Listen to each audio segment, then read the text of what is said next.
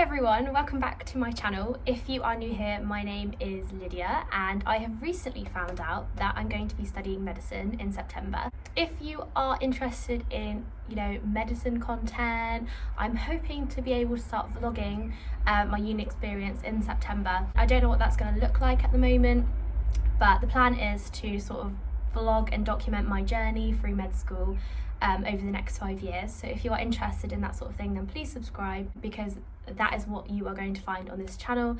And I've also got an Instagram account which is at Lydia Rose Martin, where I am going to be sort of documenting my journey there as well. So a few months back I made a video all about my journey to medicine from A-levels through my biology degree, through my teaching qualification, and then to actually finally getting accepted this year. So if you are interested or want to know a bit more about my journey and how I ended up getting into medicine a bit later on, I did make a video where I ramble on about that, so you can go and check that out. I will leave it in the description box below. The point of today's video is basically to explain the mistakes I think I made in my first application to medicine, where I was rejected. Because I applied in 2018 and received 4 rejections. I didn't get any interviews, and this year I managed to get 1 interview, and from the interview I got 1 offer.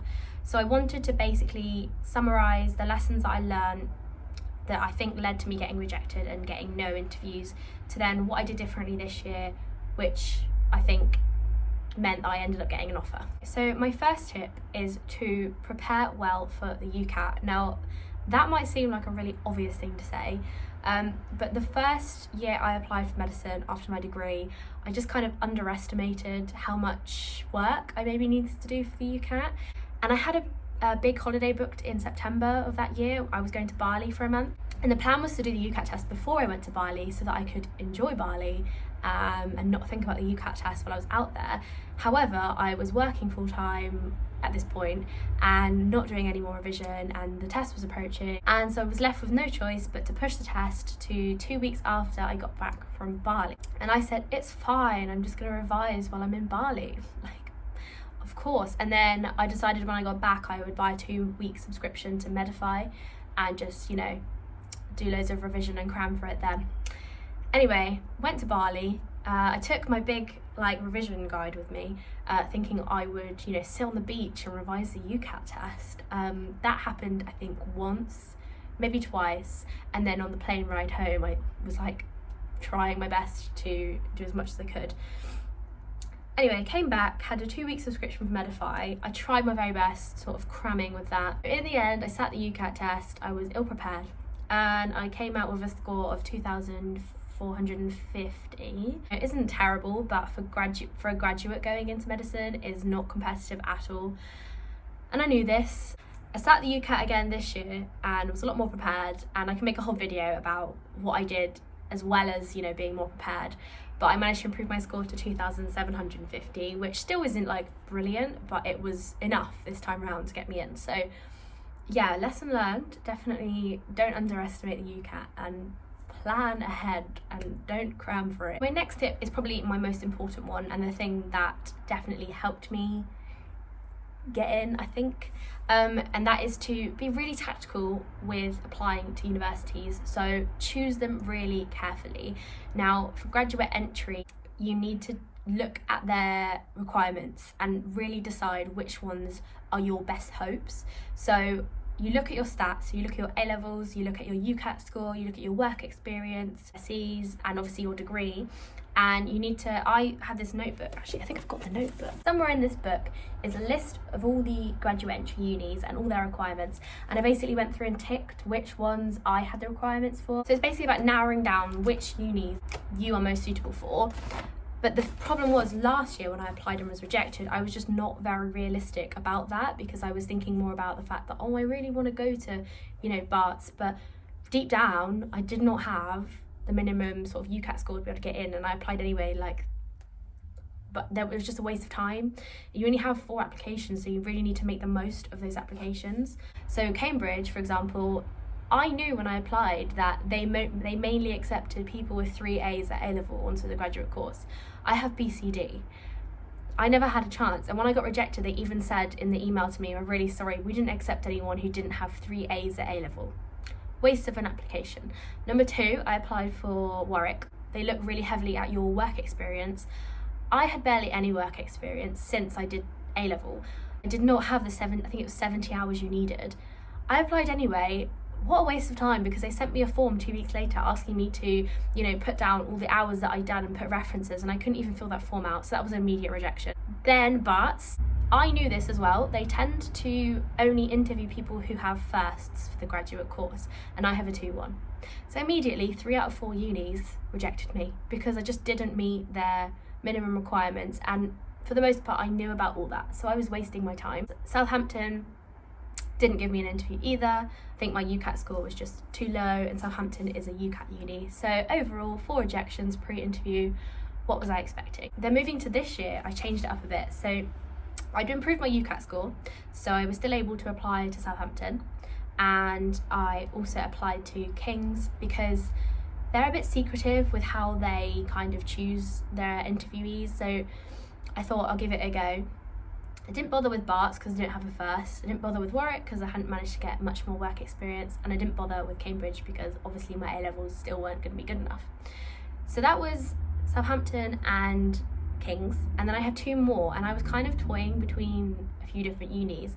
But in the end, what I decided to do to increase my chances was to apply to some undergraduate courses. So I applied to 5-year at Southampton as well as 4-year, and I applied to 5-year at Barts. So Barts 5-year, Southampton 5-year, Southampton 4-year, and King's 4-year. And those are my options this year.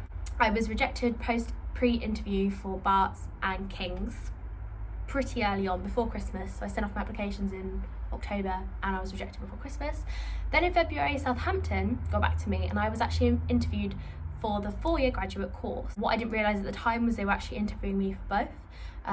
So sadly I didn't get onto the 4-year course. I ended up getting an offer for the 5-year course. So overall I wasn't like over the moon on the day, but like looking back, like I'm just happy to have a place, and I'm happy, like I feel privileged that I'm in a position where I can accept the offer and go. I can make a whole other video on funding for undergraduate medicine. If anyone is interested, please comment below, because it is something that is it is quite daunting thinking about how you're going to fund it without student finance. So yeah, please comment below if you're interested. But going back to my main point, just really think about what uni you're going to apply to, which unis you're going to apply to. You only get 4 to apply to. Don't let it get in your head, oh, that's such a good uni, I really want to apply there. Like, medicine anywhere is a medicine degree. Like, it doesn't really matter where you study it, you're still going to be a doctor at the end of it. So just bear that in mind. Really be honest with yourself.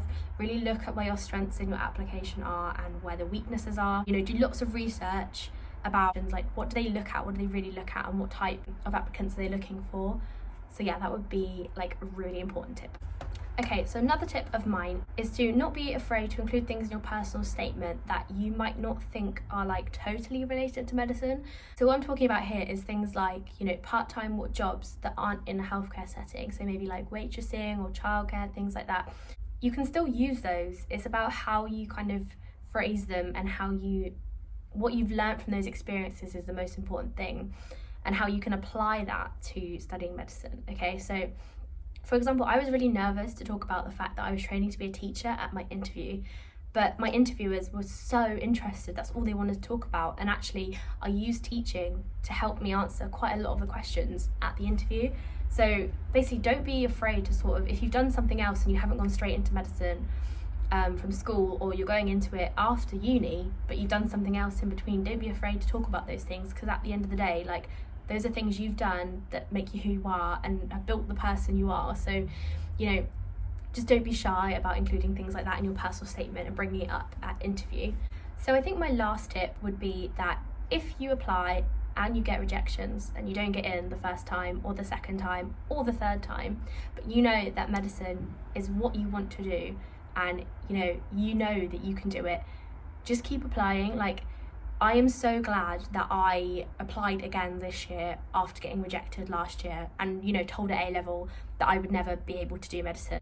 I'm just so glad that I applied again, because otherwise I wouldn't be sitting here, waiting to start studying medicine. If you get a rejection, don't let it put you off. A lot of people, especially for graduate entry medicine, have to apply more than once till they finally get in.